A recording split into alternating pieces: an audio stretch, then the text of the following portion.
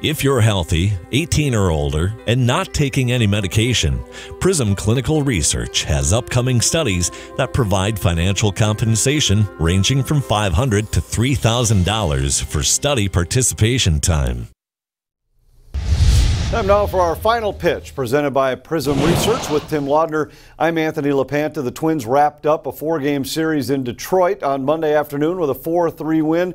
They wrap up a 13-game stretch against bottom feeders Chicago and Detroit with 9 wins in 13 games. They did what they were supposed to do against those two clubs. Yeah, you and I sat here 2 weeks ago over at Target Field talking about the fact, could this club go 13-0 against these two teams? Well, that was probably going to be a little bit far-fetched. However, they did play very good baseball for the most part and got 9 wins out of those 13 games, doing what they had to do against the teams that they had to do it against. Nice series in Chicago where they swept the Chicago White Sox, and then they carried that over where they took 3 out of 4 against the Detroit Tigers up in Detroit. In the finale, the key was a couple of big hits for the Twins. One was an Adrianza 2-run home run in the second inning that got them started. Then trailing 3-2, Max Kepler delivered a big 2-out, 2-run single in the 8th inning that made a winner out of Zach Littell in relief. The Twins bullpen went 4 very good innings, and after the game, Rocco Baldelli talked about his team having to battle to get this one done.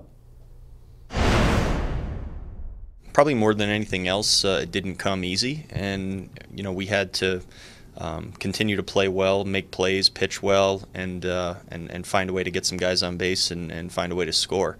Not every game is going to come, with home runs and with margins of victory and things like that. The fact that our guys just kept playing hard, we're well into a road trip right now, and our guys found a way to get it done. We got it done.